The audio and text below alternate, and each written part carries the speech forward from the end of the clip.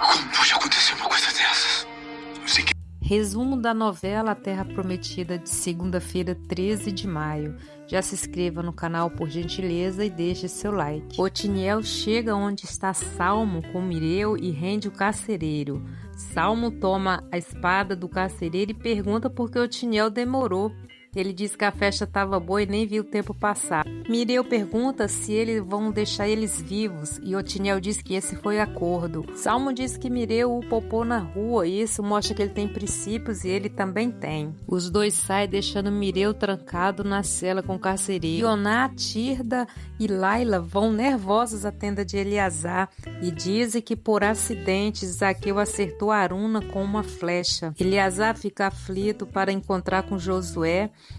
Elas dizem que ele, mas os guerreiros foram atrás de Aruna. Ele diz que tem que esperar e vão pedir a Deus para que corra tudo bem. Finéias diz baixinho para o seu pai que está preocupando Zaqueu, pois se a flecha era dele mesmo, foi um crime, sem intenção, mas um crime grave. Eleazar diz para eles não se precipitarem nas opiniões enquanto tudo não for esclarecido. Samara e Tobias chegam na tenda, fingindo que estão sofrendo com o que aconteceu com Aruna e pergunta para Leia se seu pai já sabe. Ela diz que contou e eles não imaginam o sofrimento de um pai ver sua filha escorrer pelos dedos. Eles continuam fingindo e Leia manda eles parar de teatro e chama eles de hipócritas. Ela diz que sabe que foi eles, pois estavam tramando contra a vida de Aruna. Tobias diz que foi uma grata coincidência, mas já que ela diz que foi eles, que ela prove. E Samara pergunta se ela é capaz. Úrsula diz que a festa está chata. Seu pai pergunta o que está faltando e ela diz que sangue. Que tal se torturar o prisioneiro hebreu na frente de todos? Ele adora a ideia, diz que a filha é muito engenhosa e manda Abu trazer o prisioneiro hebreu na sua presença e também o carcereiro com seu material de tortura. Na cela, Mireu se lembra de Salmo e Otiniel e diz para o carcereiro que preferia que não fosse descoberto e passar seus últimos dias nas masmorras. Abu chega e pergunta o que está acontecendo. O carcereiro diz que o hebreu tinha um cúmplice e que ele estava com uma faca no pescoço de Mireu. Abu grita dizendo que ele que deixasse Mireu morrer. E agora eles têm que pedir clemência ao rei. Josué, Caleb e os outros homens continuam a procurar Aruna. Caleb diz que ele tem que aceitar, pois dali para frente a correnteza só aumenta e o corpo já deve estar no mar. Ele diz que não, Aruna está viva e eles têm que encontrá-la, pois ele não aceita a morte dela. Caleb diz que vai continuar as buscas, mas que eles têm que voltar para o acampamento, pois a família de Aruna pode cogitar em uma vingança contra Zaqueu. E eles não podem permitir. Zaqueu assumiu que flechou Aruna, mas foi um acidente e eles não podem permitir duas tragédias.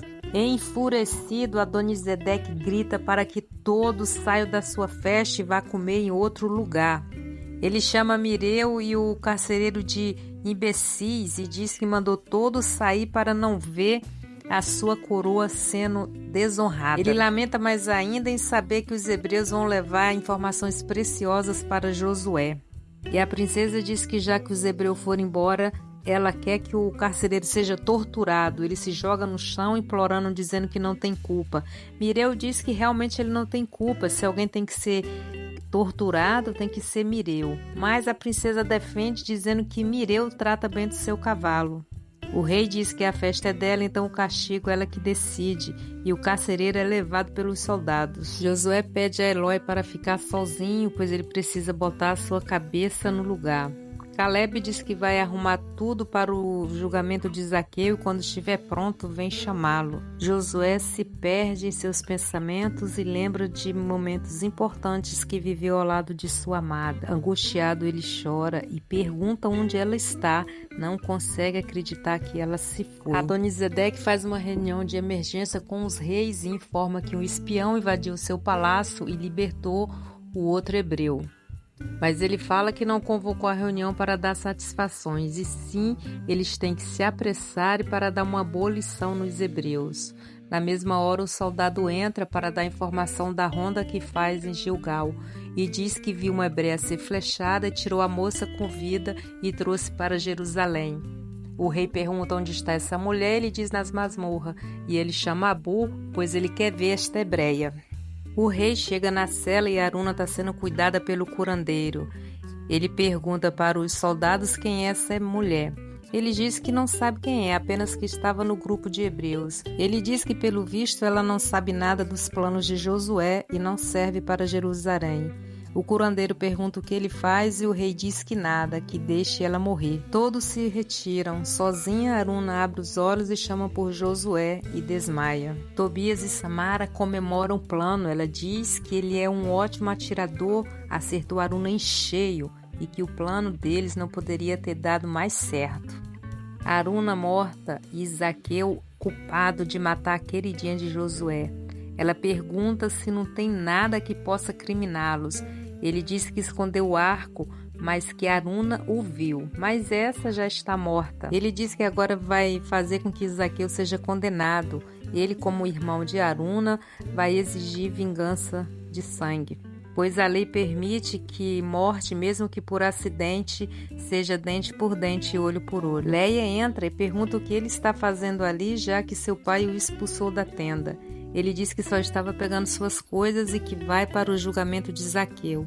Ela dá uma olhada para Samara. Arrasado, Zaqueu fala que sempre foi um caçador, habilidoso e certeiro, mas sabe o poder das flechas dele. Como isso pôde acontecer?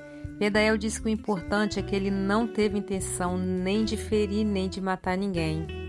Tobias entra eufórico, chamando Zaqueu de maldito, assassino. Diz que ele matou Aruna e ela era como irmã para ele e parte para cima dele. Tobias é contido por Isaac e Pedael, que pedem calma, e Pedael diz para Isaac que pode ter uma tragédia. Tobias diz que a tragédia já aconteceu e agora ele vai livrar o acampamento daquele assassino. Ele diz que Zaqueu vai pagar o sangue que derramou com o próprio sangue. Ele exige a morte dele, ele exige vingança. Inscreva-se no canal e ative o sino das notificações para não perder os próximos resumos. Até lá. Responsável! Assassino! Você vai pagar pelo sangue que derramou com seu próprio sangue, Zaqueu. Eu exijo a sua morte. Eu exijo vingança!